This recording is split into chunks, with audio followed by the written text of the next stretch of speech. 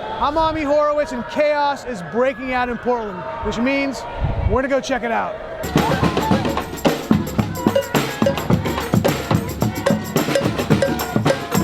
For weeks, Portland has seen Black Lives Matter protests nightly in front of the federal courthouse. The mainstream media would have you think that these protests are peaceful and they simply want to stop police brutality. Nothing could be further from the truth. Many of them were hardcore rioters who were using pipes, hammers, and even golf clubs to break down the protective shielding of the building and to bust through. They repeatedly used incendiary devices in order to create multiple fires in the hope of burning the building down and everyone inside. Despite what the media would have you believe, the crowd continuously urged them to continue their mayhem. And I did not observe a single protester discouraging the rioters from what they were doing. Only when the federal building was in danger of burning down and its occupants were threatened did the federal officers come out to extinguish the threat, and did so as humanely as possible, using tear gas, pepper spray, and other non-lethal means, even after they were attacked with glass, bottles, and rocks. At one point, I was hit by a propelled gas canister. There were groups of people interrogating journalists. They warned me that if I portrayed the protesters in a negative light, I would face street justice. And after being recognized, I was pelted with broken glass. In the words of the protesters that I spoke to, the goal of these protests is to encourage societal breakdown so that it could be rebuilt in their own warped image. We haven't declared a revolutionary war. Is that what we need to do? I strongly feel like we do. Do you think chaos is a good tool in order to reshuffle the deck? It's become a useful tool. Chaos, that's a complete reboot. So do you think that organized chaos will work? Yep. Yes.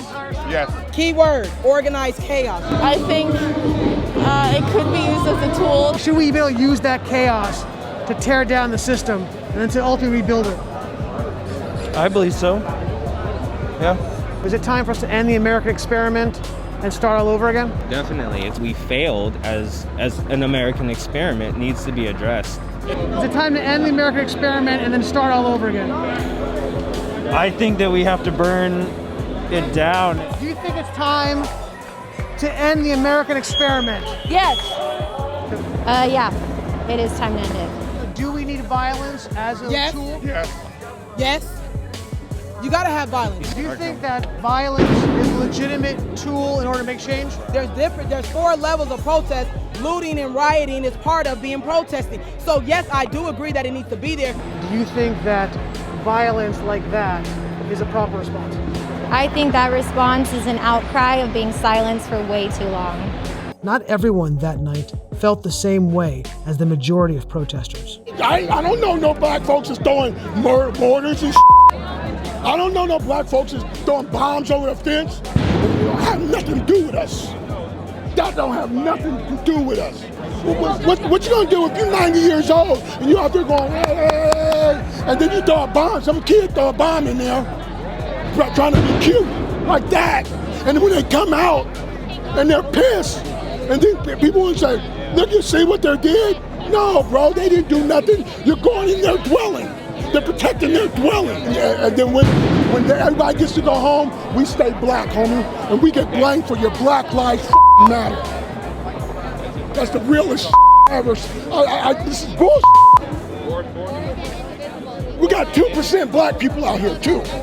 2%. What does that say? What's that say? It says, y'all don't know what I don't believe y'all really know what you're fighting for. I don't. This is us taking the high road. This is us not creating groups to kill off and assassinate the people that are doing the same to us. This is us just trying to create a world filled with love and kill off the hate.